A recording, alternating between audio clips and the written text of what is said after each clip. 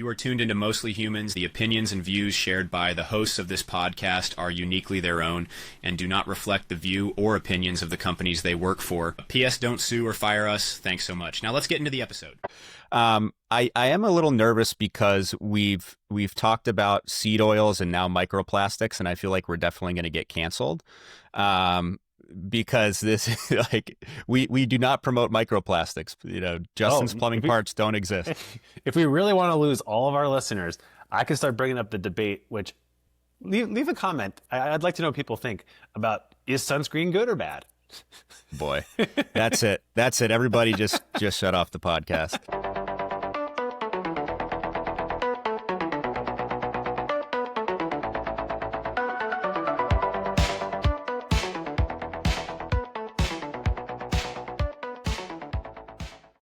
All right. Welcome back to Mostly Humans, an AI and business podcast for everyone. We break down complex topics and the latest in AI to benefit you, the everyday person, and help showcase how these tools can impact your business operations today. I am Justin Wright. I'm joined by my always sprightly co-host, Matt Bigelow. Matt, how you doing today? I'm doing great. Hopefully the camera works out on this one. If you guys can see, it's whoa. I go in and out. It's like the sun is coming into the room, but it's just my new fancy camera trying to get on Justin's level. Hopefully it doesn't make everybody nauseous. Yeah, we'll try to avoid nausea if at all possible. So speaking of technology mishaps, I've been training for this running and squatting thing. I'm doing, my base work now. So I have a lot of like tempo runs and stuff. And I realized that my Apple Watch was miscalibrated and I wasn't using GPS by default. So if anybody uses Apple Watch to run, I went down the rabbit hole a little bit to hopefully save you some headaches. But by default, it'll use its like internal pedometer and some of these other things to calculate your steps and your distance or whatever. But it has native GPS, or it can use your phone's GPS. So if you like run with your phone for music or whatever, but you have to enable this as a setting. And I found this app called Work Outside, which is better than the default Apple Fitness app and lets you do all the GPS stuff. So long story short, I felt very unfit because I'm running at these paces that should be like foundational base work. And I'm like, I definitely feel like I'm running at this pace, but it kept saying I was like 45 seconds off per mile or whatever, like crazy stuff. And I was just like, I basically was sprinting, but the watch was saying that I was running really slow, and I come to find out it was just everything was miscalibrated. So I have no idea how fast I've been running during my base work for the last couple of weeks, but presumably much faster than I should have been, and it felt really hard. So calibrate your watches. Well, that's really interesting to know, actually. Also, it kind of shows like how we are kind of like really beholden to the devices these days. Like, it's really sad but true. Like, I'm trying to get... My goal is like 20,000 steps a day. It never really actually happens, but that's the goal. I can usually pull that off maybe on a weekend if I don't have a busy day. And if I'm walking, like let's say I was at like 10,000 steps and I knew I was going to go walk for a mile and I don't have my watch on me, I'm like, it doesn't count. Like my body doesn't care. My heart doesn't care. But my mind is like, that wasn't real. It didn't happen. Nope. If it's not on not the watch. recorded, it's not recorded on the record. It didn't exist. If a tree falls and no one's there to hear it, if you did a step and no device was there to record it, does it even count? I don't know. I have an interesting AI tidbit for you. So I got a filling yesterday, second filling of my life. So I've been pretty fortunate to not have too many of those. Either that or I had a good track record. That's super conservative dentist who just was like YOLO and just like, I don't care if you have cavities, probably more that. And it was really interesting. Like it was the first time that I went to a dentist office where in addition to the x-rays, they were like taking a ton of pictures with just a camera, like a digital camera, which... Oh, that's cool. That has kind of happened before, but then they literally turn this computer monitor around and show it to me. And it was an AI generated 3D image of my entire mouth. Like everything. So they were taking pictures for a while and then it stitches them together into what looks like a drawing of my teeth. And like, you kind of get to know your own teeth over the years just by looking at your face in the mirror. And I was like, gosh, that's extremely accurate. Like it knows I'm missing like a chunk of tooth there and that's from grinding my tooth. And it was really interesting. So like that was how they kind of took me through like trusting their recommendations for what I need to do, which my whole life I'm basically like, dentist says do it, I just do it. They're like, hey, your gums are receding and you need to do this procedure. It's going to be $5,000. And it's like, okay. So this was like them using generative AI and images to show it to me in a 3D model. But then the craziest thing was the actual dentist comes in after the hygienist later on, and he was like, hey, I think you have a cavity like way back here that's going to like lead to tooth decay. And he found out that I'm working in AI. He's like, yeah, like AI told me before I came in here that you have cavity. Most That's likely. super cool. Yeah. And then, so then a week goes by. I go to get the filling yesterday, and he and I are talking about AI again. We're talking about like our vibe coding episode, actually. And he was like, so truth be told, he's like, the AI is also telling me how to do your filling today. Like where to do it, how deep to go, the whole thing. He's like, I'm just trusting this model. And he's like, I don't tell this to all my patients, but I know that you kind of trust AI a decent bit and know that it actually can fix human error.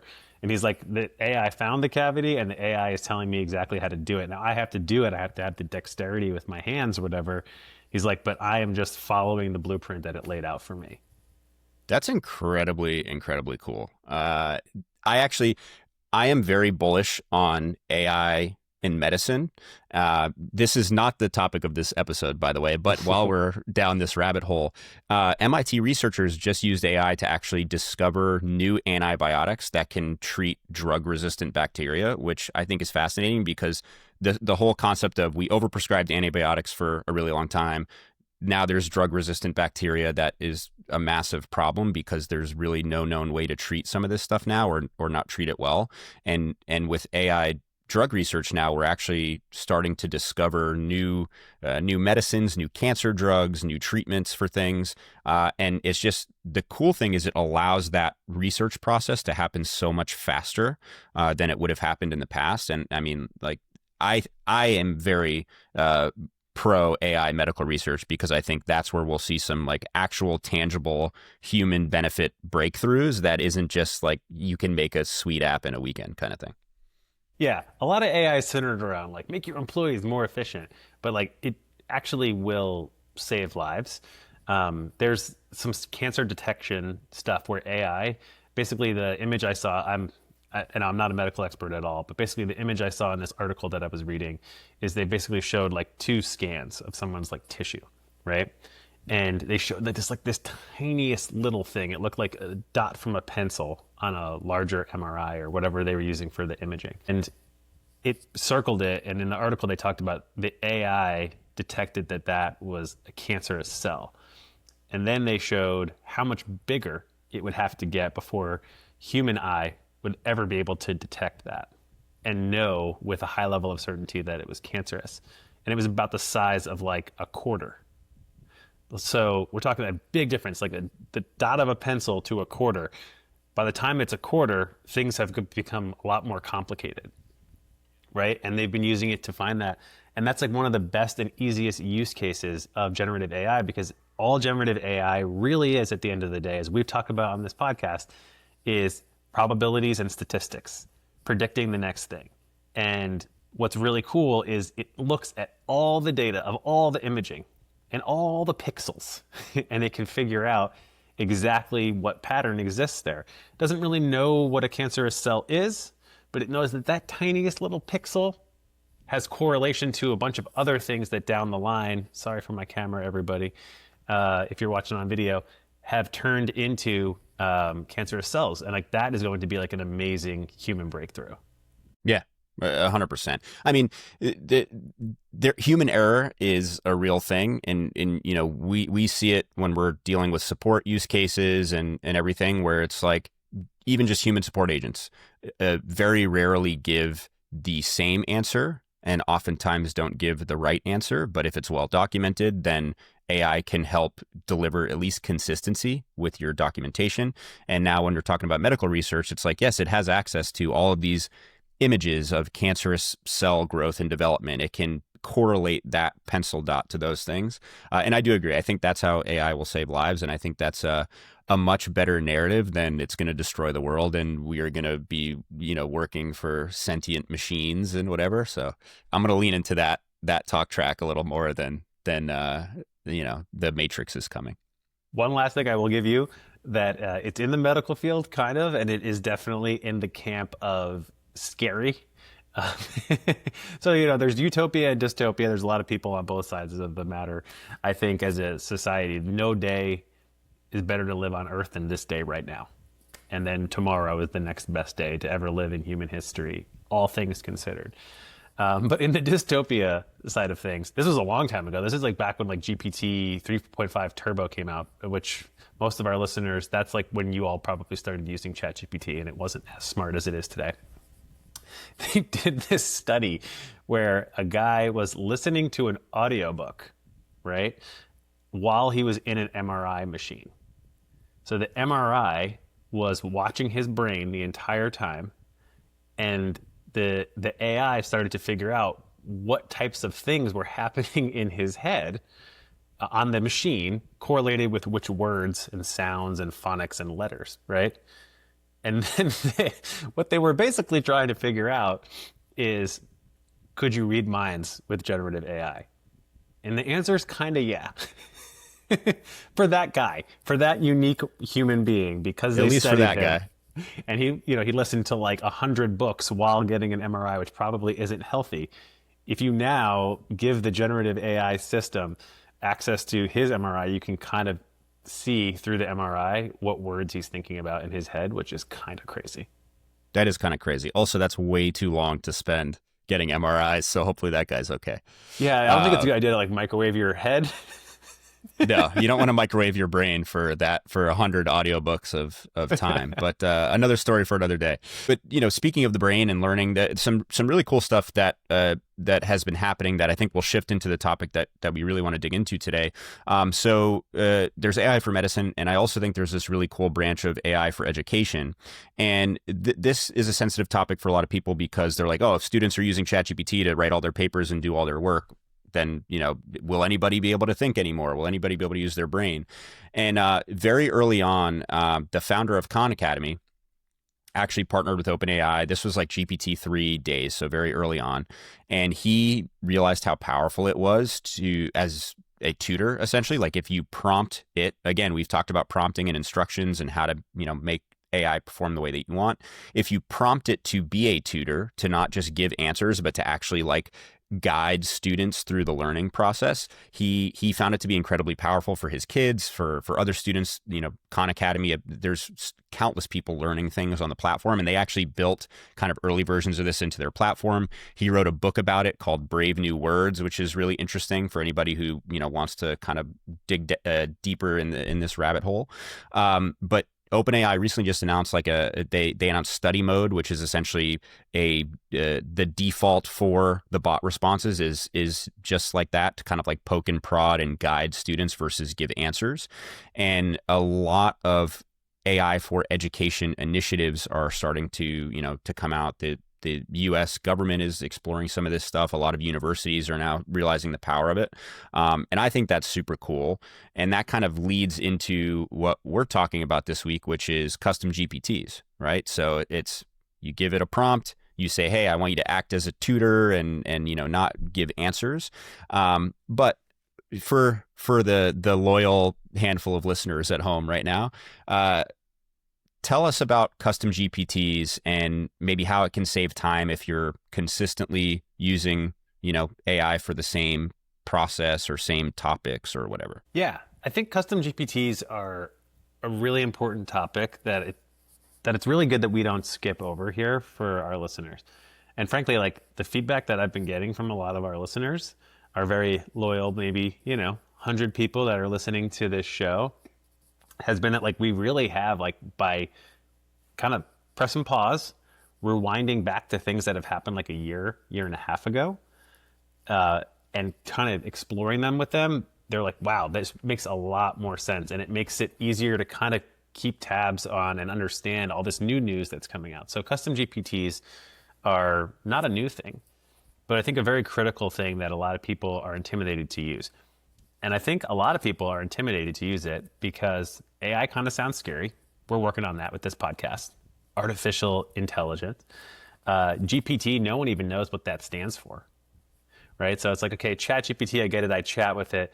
Custom GPT, like vibe coding, all just kind of sounds like this thing that isn't for me, the normal everyday person, the normal just like B2B worker.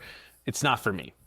And the ironic part is it's actually, like everything else with AI, insanely easy and insanely convenient. And they don't want it to have a barrier. They just need to name these things better. Yeah, like, we need to come up with better names for sure. like a custom GPT should be called like a chatbot that's super easy for everything that you want in your life that you're doing with any sort of regularity. Now I know that's like not hot marketing term, but actually it beats, what is it? Generative pre-trained transformer. I had to look up what GPT stands for.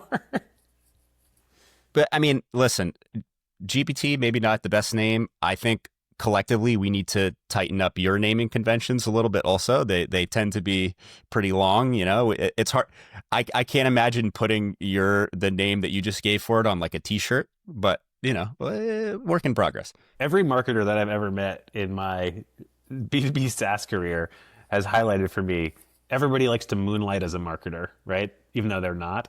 And you know, they never have gone for my feature name as a run-on sentence before. I'm still waiting for that to happen. There's always tomorrow. There's always tomorrow. All right. So what is a custom GPT? So inside of ChatGPT, and basically all the large language model companies have this stuff. So Grok has actually a really cool one. Anthropic has a great one, ChatGPT, etc. It gives you the ability to create your own custom GPT, and then make a little chat interface for things that you do regularly, right?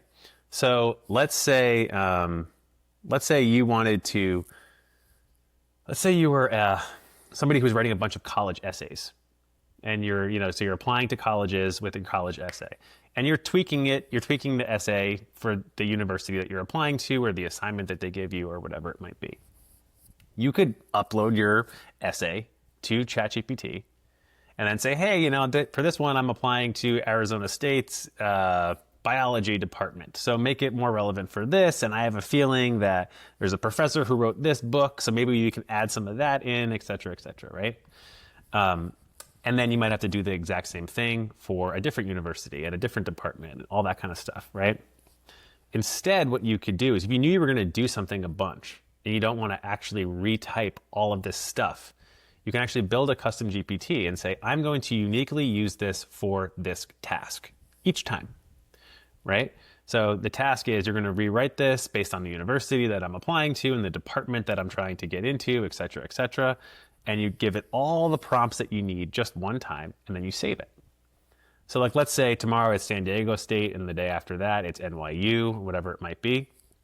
You can just type into the box NYU essay, put your essay in, and then it does all of those things, saving you a tremendous amount of time. So there's like other examples, like in a B2B context, a lot of people like to use like ChatGPT to extract next steps from a call recording they did with a client or a prospect, or to create their notes for an onboarding plan or an action plan for a pilot or a POC or anything like that.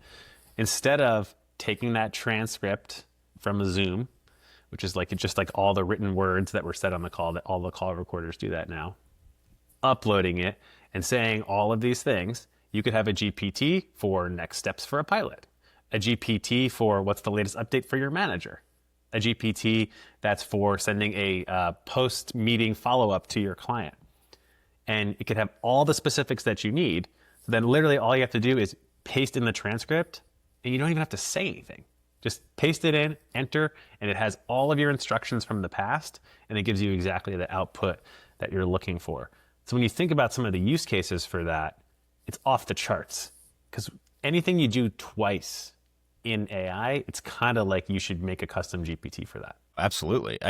If you find yourself, as you explore these tools, maybe you've been inspired by this podcast to do so, but if you find that you are using similar prompts regularly, or the same prompt, even if it's like one time a day during your workday, it's 5 days, work days a week. If you're doing anything on the weekends with it, to Matt's point, if it's something that you're repeating on some regular basis, all you need to do is provide those same instructions. It's like in ChatGPT, you click create custom GPT. It actually kind of guides you through the whole process. It's like, hey, what are the instructions here? Do you want to attach anything? Like, you can upload documents. So if you have brand guidelines for ways that you want to speak, you can attach those. You can attach previous call notes. You can attach examples of work that you've done in the past that you want the output to look like. So if there's formatting stuff that you want, right? So you just throw all this stuff in there, you save it, and you can also continue to tweak those instructions over time. So if you find that it's not giving you exactly what you want, you can edit it, you can adjust the prompt. But it really is one of those things where now, instead of just talking to ChatGPT and starting from zero, you can click into your custom GPT, you can, to Matt's point, change the school that you're applying to or whatever. So it allows you to make those processes repeatable. And it kind of ties into what we were talking about with MCP, where MCP basically does that, but it opens up an access point for anybody who's interacting with that product, and it kind of pre-fills those instructions.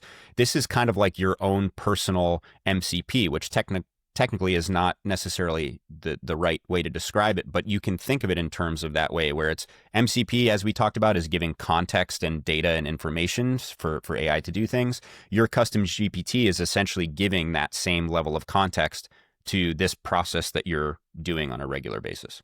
Yeah. And I want to explore some really practical use cases. We're just freestyling here on what are some of the practical use cases. But I think we've all been there before, where if you're using a ChatGPT or something like that, you just know that based on the thing that you want it to do, it doesn't have enough information. When it's using the vast world of the entire history of humanity and the internet to give you an answer, it's not specific enough. So let me give you an example. If you're in sales, in a sales job, and you have competition, and in any healthy industry, everybody has competition. Whether you're selling plumbing equipment or software, we all have competition. Yeah, you don't want to have no competition when you're selling. It means you're selling the wrong product. Exactly right. So let's say we all know this. If you went to ChatGPT and you were like, my prospect says my competitor is half the cost, what do I do?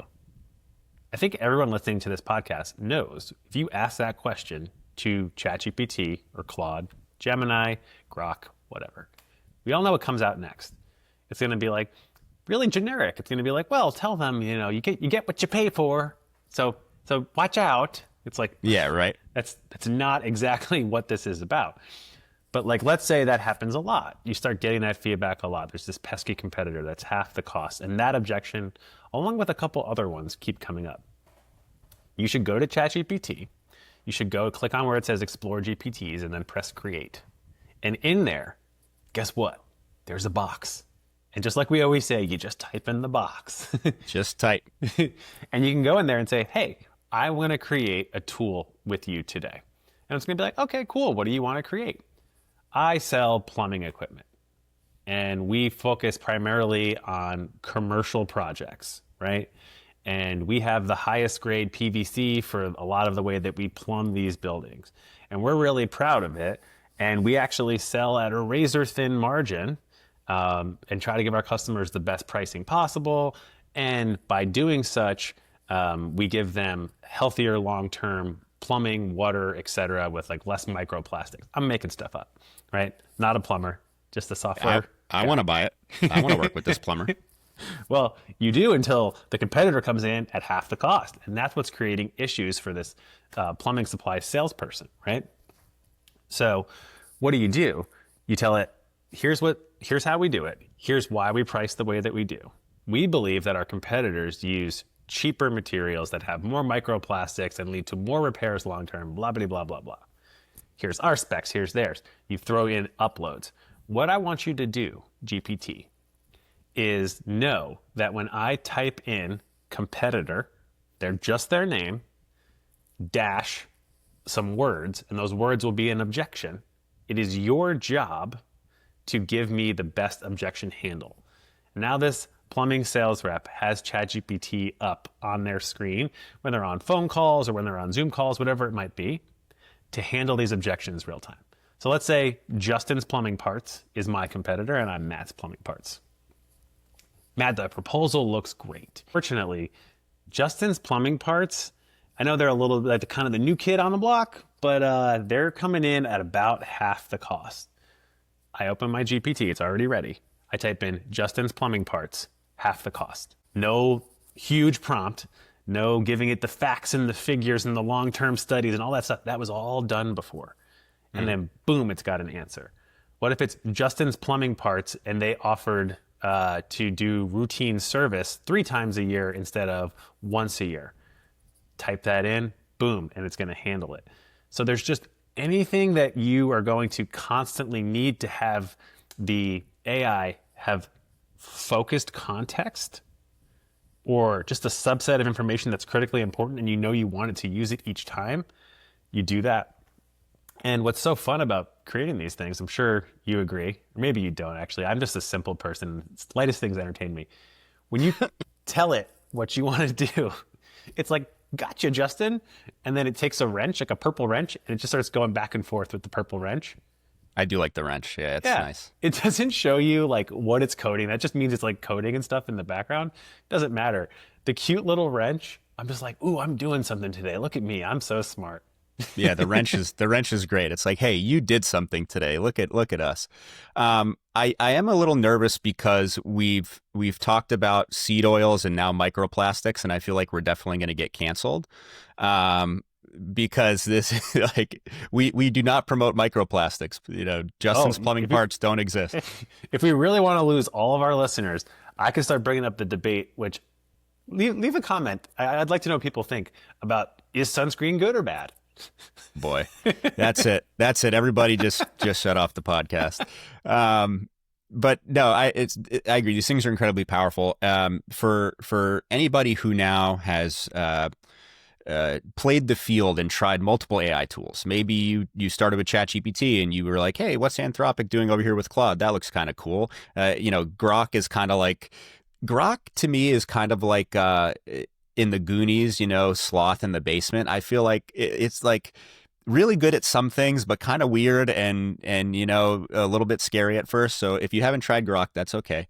But Claude also, so they offer artifacts, which is a very similar thing. It's like this custom GPT thing. But the cool thing there is you can essentially create full-blown in-browser apps, and you can share them with other people, and you can take stuff that other people have built and you can adjust it. And again, this is not even vibe coding world. This is no code. You don't even have to see what's happening under the hood, but it gives you the ability to actually essentially browse a marketplace of these AI tools that people have created with plain language. You can try them out, everything from like the flashcard apps to browser games to just plain text applications like Matt's talking about. And you can then take that and modify it and adjust it. And the other cool thing you can do with custom GPTs is, especially if you're on an organization plan, like let's say your work has ChatGPT for your organization, you can build custom GPTs and share them with coworkers. And actually, Matt, when we were working together, you built like a whole business case GPT, right? That we all used. So you can actually share these tools with other people, which is really interesting. Yep. And that's a cool example. So let's talk about that one. That's a good B2B example. So when we were working together, we would gather a lot of quantifiable metrics from our customers about current state, what's going on. And your company provides like amazing results for really just like a broken customer experiences with generative AI, like super next level CX generative software, far more than like a RAG chatbot. And you guys were able to like substantially move the needle on these things. So we knew like one of the hardest parts about being a sales rep in the past was like creating a business case with your client. Because there's really 2 sales that need to be made in B2B software. One, you have to sell your champion, the person you're talking to most of the time, that your product's better than the competition or staying the same. Then they decide that they like you. Now you guys are on the same side. Yay! Unfortunately, they have to go sell it internally because their reputation's on the line.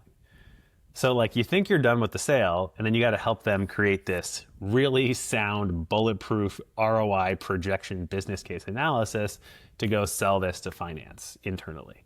That's plagued salespeople forever and ever. So what we created for the team is we knew what we did, we knew how fast we do it, we knew how it compounds its successes over time, and we told the team, hey guys, we made this GPT thing for you. Don't worry about how it works. Plug in the client's current state, here, here, here, and here, when you gather those metrics. Then right here, whether or not you and the client agreed that you would have like a 50% improvement or 60% improvement, et cetera, et cetera, et cetera. And plug in the price that you and the client have negotiated and press enter. And they're like, huh? Because this was like early GPT days. Like, but what about the context? What about all the stuff? Like, does it even know who I sell for? Yes. Just those metrics, enter. Don't worry about it. Enter. Boom. Massive, beautiful business case, custom to them. And it was ready to go. And that's what's so cool. Like in business, if something is happening really frankly, like more than twice and it involves AI, you can have a whole person, I believe, at a company building custom GPTs for every department inside of the company for all the things that they're doing routinely. So people can just pop in a sentence, pop in an objection, pop in an update, a question, some metrics, and then this perfect thing comes out on the other side that doesn't require prompting. And you're so right, by the way. The ability to go to these libraries because you can see if people make them public, you can make your own public. It's insane. Like, we talked about education in the beginning, like a tutoring GPT. I'm sure there's amazing tutoring GPTs that say like, hey, just paste in what the topic is, right? And that's it. Like take the text or screenshot from the textbook, whatever it is, just do it, press enter. All the back-end prompting about making it interactive and holding back data and asking you and coaching you about what you got wrong if you got it wrong. I'm sure all of that is already pre-prompted. So you can just take someone's tutoring GPT, plug in the information, and then it does the thing for you. I mean, this is like, as a society, we can make each other so efficient. And all we're doing is we're narrowing down this big, huge LLM into very specific things. Yeah, absolutely. And I think that's actually a very good gateway drug, because I can't think of a better term, to AI at your company. So if you are somebody who's AI forward at your company today, or you're using these tools personally, you can make these custom GPTs. You can share it with a coworker or coworkers who are working in some function that this will drastically improve their workflow. And it's a very low pressure, low stakes, less scary way for you to introduce these tools to your organization.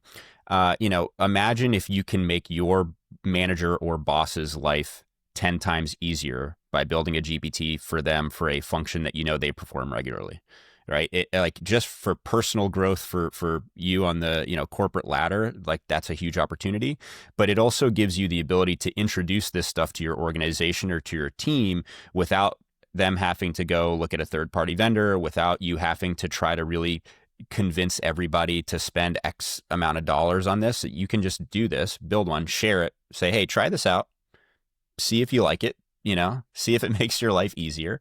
And even to take a step back from business for a moment, my goal now is to have some kitchen or cooking reference in every episode ever since we started with the vibe coding one. But let's say you are in charge of your household and you're planning dinners for every week, or you're doing meal prep or whatever. You can build a custom GPT that has context of the type of stuff you like to eat, maybe the type of meals your kids absolutely do not like that you don't want to have to make for them or whatever. And you kind of give it all this knowledge. You tell it what tools you have available in your kitchen. So maybe you have a sous vide, or you have this thing, right? And you can actually build a custom GPT to help you come up with creative meals and grocery lists for the week, so that you don't have to dedicate brain power to thinking about it. You just put in the stuff that you like, the stuff you don't like, the stuff you have, generally speaking, how you like to eat, if you like Italian or whatever. And it can actually, something as simple as that can save you, how often do you spend thinking about what you're going to get at the grocery store for the week? Like that's a very real world, non-business related kind of daily pain point use case that something like this could solve. I love that you brought this up because I would have forgotten otherwise. I built a real life personal use GPT back in the day that is so helpful, and it really ties in with food. So I don't have a great stomach. Not sure why. I'm sure I'm allergic to something. I've been working on trying to figure it out. Leave comments, seriously, if you guys have found something that works for you. But I'm always trying to work on like just not having my stomach hurt after I eat food.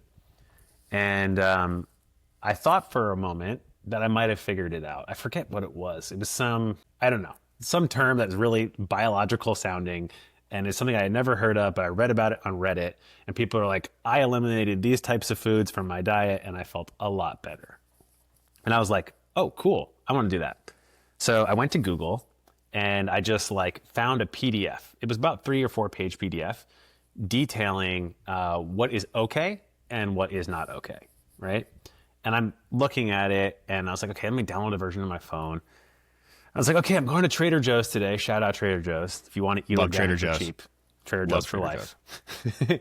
And I was like, I would start going like pinching on my phone. I'm like, oh, okay, am I going to be able to read this and then look at the stuff in Trader Joe's? I was like, God, this is going to turn in from like a 45-minute grocery run to like 3 hours. And I was like, wait a second, CustomGPT. Boom. And I get out of the car, go back inside. I'm like, before I go to Trader Joe's, I'm going to build a custom GPT. So I go in there, I press create, and I'm like, hey, here's what I'm trying to do. I'm going to build a custom GPT with you that helps me adhere to this diet. And I uploaded the PDF. And then I said to the AI, because I just want to make sure I have it, I said, tell me everything that you learned before we proceed. And it like spits out all these great facts about nutritional information and everything. I'm like, okay, this seems pretty good. I was like, here's what I'm going to do. I am going to frequently take pictures of my food on a plate, or take pictures of products and their ingredients, or take pictures of menus at restaurants. One of the three. Those are going to be the inputs in the future. Your job is to do 2 things. 1, read through all of it and use web research to make sure that I can eat this food or buy this product safely. Or if I'm at a restaurant and you can tell that I'm looking at a menu, tell me how I can alter what is on that plate, and tell me in the simplest form of which way I can say that to the server. Because I hate being that guy, even though I am that guy. I'm that guy in every situation. I'm the guy who's like, could you kind of remove the butter and the oil and the salt and then steam that instead or whatever? It's like, so I even asked the GPT to figure out a way that I could say it the most succinctly and not become the topic of conversation at the table as like the guilt-trippy food guy. Nice. That's deep. That's deep. So literally saved it, go to Trader Joe's, right? And I just start taking pictures of stuff and press enter. And it's like, yes, no, yes, no, yes, no. Then I did go to 2 restaurants. This is when I was living down in Florida. And I went to 2 restaurants down there and I took a picture of the menu and that's it. No context. Picture of the menu, enter. And it's like, Matt, you can get this, this, and this. If you don't like any of those options, you could do this one and tell them this, this, and this. And then hopefully people don't think you're that guy at the dinner table. And Amazing. It's like, think about like the difference between downloading a PDF, zooming in and out on my phone, trying to see if stuff is right. PDFs don't look good on mobile versus what I just spoke about. And I called it the Diet GPT for me. This can apply to anything in your life. And I think what also, it is a gateway drug. It's a gateway drug in a good way to get our listeners to start to understand that they hold a lot of power in their brain. Once you start to do one of these and you start to go, oh, I'm just like narrowing the universe or instructing it and all that kind of stuff, all of a sudden you're like, I could use this in so many ways. Oh, I could do this at work, right? I could do this for my grandmother for this particular use case, right? Like there's so much. And I think it really starts to teach people who are like, oh yeah, I'm using ChatGPT, to start to feel like they kind of know how to do some stuff with AI. And I think that's really important. Super important. What's kind of crazy too that you can do, and this needs a whole unpacking on another episode, But OpenAI has like real-time video and voice, and you can actually, and I've seen this happen in real life, and it's kind of insane, where you can basically be like recording live video of stuff, and you could basically do that same Trader Joe's example with that same custom GPT and just like be streaming your grocery shopping, and it would be like, yes, no, no, yeah, definitely don't get that. Like you can actually do that, which is crazy. My goodness. For those who aren't watching on YouTube, I just had a very genuine, like, shocked face. That is really crazy. And then we should unpack how, like, voice to voice and video to text, all that kind of stuff is working on a future episode, because I know that your organization is doing a lot of really, like, cutting edge stuff with that. So I think you, for our listeners, actually probably know a lot more about that than most people out there. Do have a question for you. Yes. Trader Joe's. Did not know you were a fellow Trader Joe's shopper. Love Trader Joe's. What's your go-to? Not like for like what tastes good, but like for like, I'm sure that you adhere to some sort of a diet, given that you're a former pro athlete. So like for like your kind of like standard eating healthy meals, like what do you go for at Trader Joe's? Yeah, so honestly, what I used to do a lot of, they have frozen like their frozen rice is just a lot cleaner than just like Uncle Ben's off the shelf at your grocery store. So I used to do a lot of those and just like pop them in the microwave. And now you have rice. You can get a bunch of different kinds and flavors and whatever. They also have very good pre-packaged, pre-cooked chicken. They have like chicken breast or chicken strips. You can get it. They have like some lemon marinade that's really good. Lemon and pepper one. The lemon pepper, it's great. But like if you're traveling and there's a Trader Joe's or whatever, if you just want something quick, you can grab a lot of those quick, grab and go things there. I also, my workout fuel, I'm a big sucker for the Scandinavian Swimmers, which is Trader Joe's Swedish fish. So that's like my mid-workout. I'll pop a couple of those if I need some energy. So, Scandinavian Swimmers, such a ripoff, but like not exactly a ripoff, It's so close. Like it's very clearly a ripoff. The one thing that I do miss about Trader Joe's, they don't really do this as much anymore, but they used to have like Trader Giuseppe and Trader Jose, yes. And they would have like the different international brands, and now it's all just Trader Joe's. But yeah, there's a lot of good stuff there. Those are my go-tos. Let's say somebody has never been to a Trader Joe's before. Tie this into custom GPTs, right? But they're on like a business trip. Like I remember like about a decade ago, I was onboarding this company and they asked me to fly out to San Francisco for like 3.5 weeks, right? So I was going to be way out of my routine. I think people who aren't like super into health and wellness and stuff like that still like kind of have like their staples. And when you're on the road, you're like, what am I going to do for food? I think it's a common like little micro stressor that everyone thinks about when you're going to be on the road for a while. And like, let's say like, you and your significant other, like you kind of have a routine. You kind of do like tacos on Tuesday, and on Wednesday you guys have pasta and all that kind of stuff. And you kind of have this routine and you're happy with how it makes you feel. It's coordinating well with your goals. And you've never been to a Trader Joe's before, but you heard this podcast and you saw there's one right across the street from the hotel. You could, on the flight out to wherever you're going, you could create a custom GPT and say, hey, here's what I do typically each week. Feel good when I do this. I want to feel good when I'm out here on this business trip doing X, Y, and Z. And I want you to take these inputted images and I'm going to take a picture of something on the shelf. And I want you to try to match it to as close to what I'm used to at home as possible. You could like do that on your flight out. You get to Trader Joe's, or you get to Whole Foods, or you get to Harris Teeter if you're down here in the Southeast, or Ingles if you're going real deep south. And wherever it is, you could take pictures of things in the aisle and it will tell you, this would make sense with this, this, this, and this. Like the use cases are absolutely limitless. And I do want to ask about like your approach to business. Have you personally solved any business problems? I know you can't get into like hyper specifics IP, but have you solved any business problems with a GPT for something that you're doing regularly? Yeah, we talked about data transformation stuff in the past, right? Like I have standard protocols that I use, for context. If you're uploading certain types of documents to our systems, they need certain formatting. We do a lot of stuff with CSV exports and imports, and there needs to be standardization of column names and all kinds of stuff, right? Those are all just very plain language rules that you can build into a custom GPT, which becomes very important, not so much, for me on a day-to-day basis, although it saves me time, but if I'm working with new sellers in our organization who are gathering information from customers and are trying to find ways to convert it to, the format that we need, you just can share that with people and say, hey, just upload whatever you get to this, specify the XYZ, and it'll just do it for you. So things like that, where I use it a lot more for standardizing processes with newer people as we grow and scale, and creating consistent ways of doing those repetitive tasks like within my teams. So I those are the instances where I use it a lot.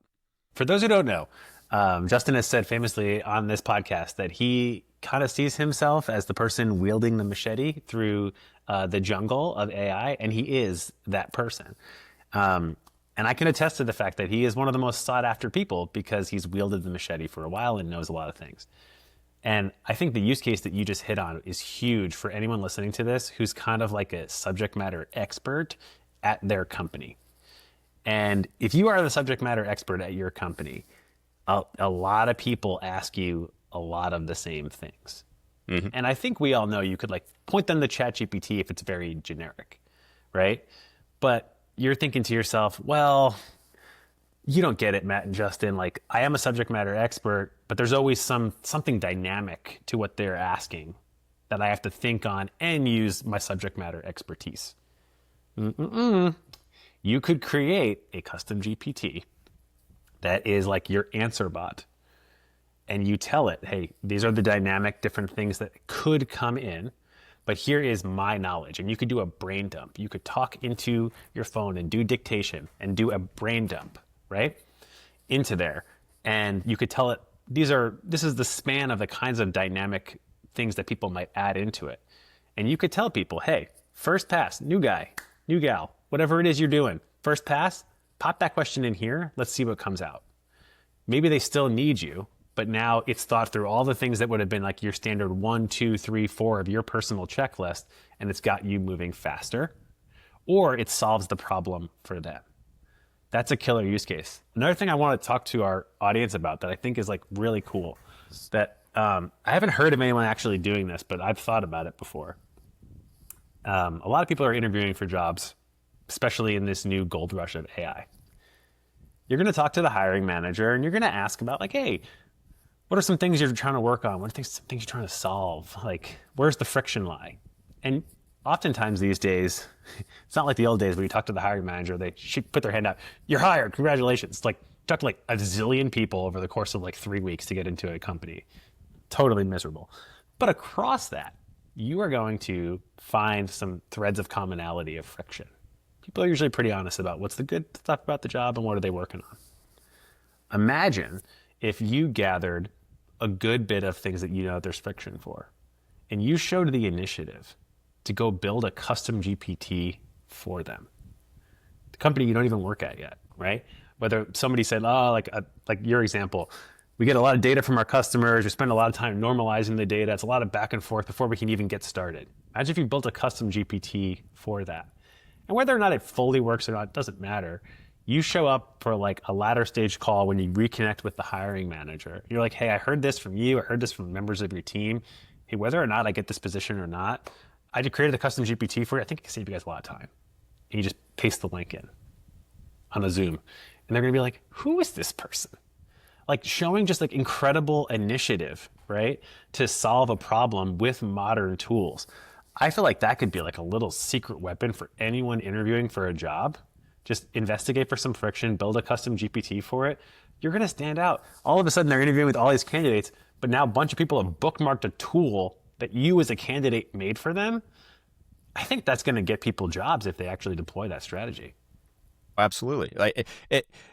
If you can provide value in general, that's a great way to get an opportunity, get a job, make a connection, whatever. And I think AI gives you leverage to provide immense value. And just to take it way, way back. Okay, Matt, Justin, you guys are AI guys. I get it, the grocery thing, whatever. But I do this really complex thing. I mean, maybe the custom GPT could help me a little bit. I don't think it's going to be able to solve my problems.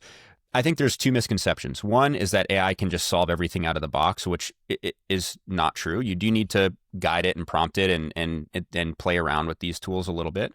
But the flip side is, even if it doesn't fix everything miraculously, if this is a process you're doing 10 times a day and it saves you 10 minutes every time you do that thing, that adds up over a day, over a week, over a month, over a year. So even if you take a little bit of time to build a couple of these, and it does happen to shave off 10 minutes from this routine, monotonous task, or if you're somebody like me, and I know Matt, who, if you have to context switch a lot throughout your day, where you're working on one thing and then there's this other completely different thing, and then you have to do this task that's completely different.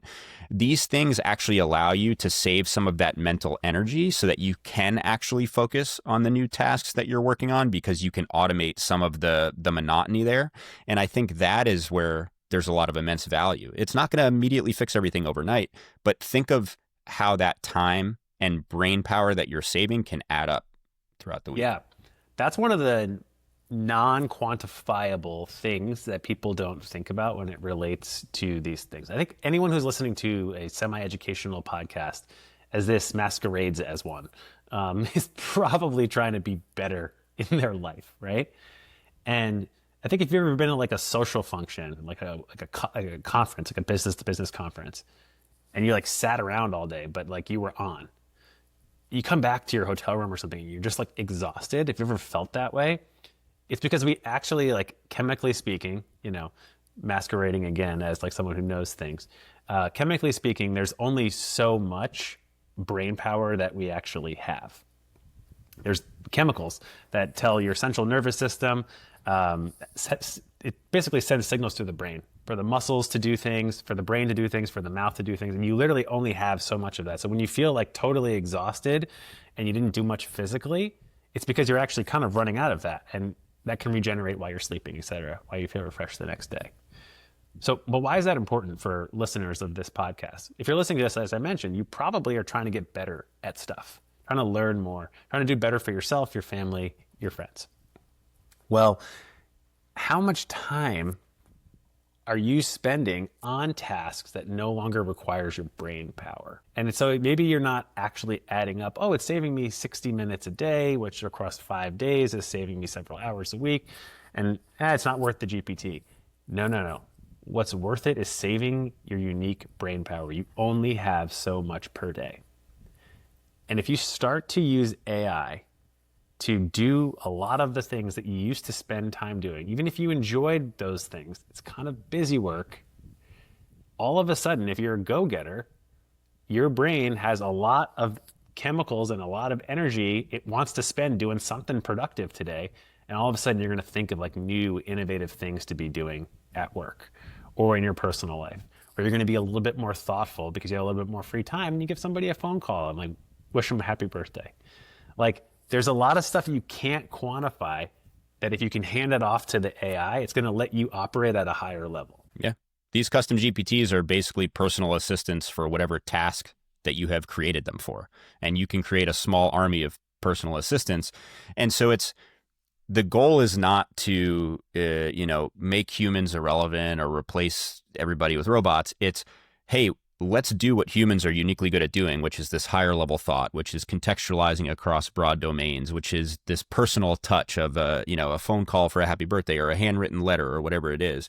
And let's actually free up the bandwidth to do those uniquely human things really, really well, instead of just me typing into this spreadsheet for 6 hours today because I can offload that work.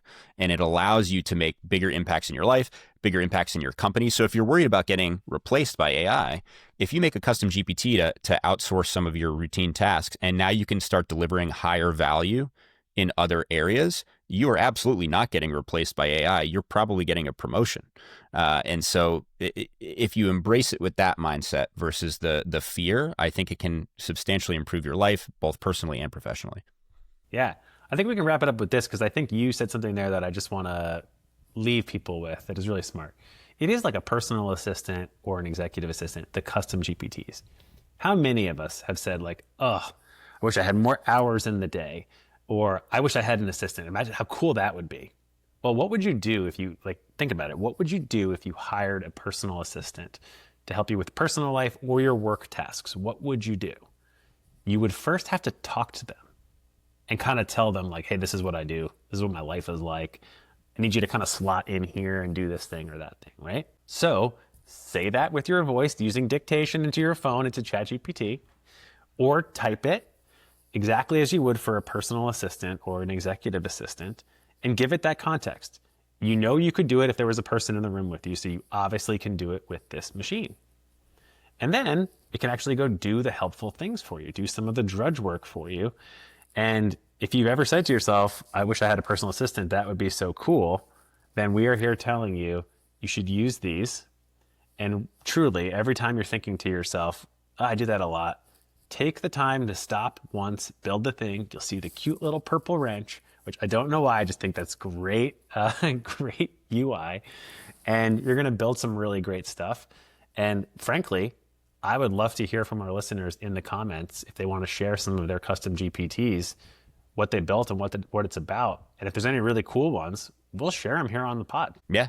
Build a GPT, whether it's your meal planner, your grocery shopper, your work task offloader, your college essay writer, whatever it is. Build something, play around with it, try it, explore the ones that other people have built that are available in the marketplace, whether it's OpenAI or Anthropic with Claude, and just start to dabble a little bit and see how cool this stuff is. And hopefully, this is useful in improving some area of your life. Matt, thanks as always. This was a blast. Hopefully, our listeners get a couple good nuggets out of this, even if it's just watching that purple wrench and being strangely satisfied by it. But until next week, everybody, thanks for tuning in. See you guys.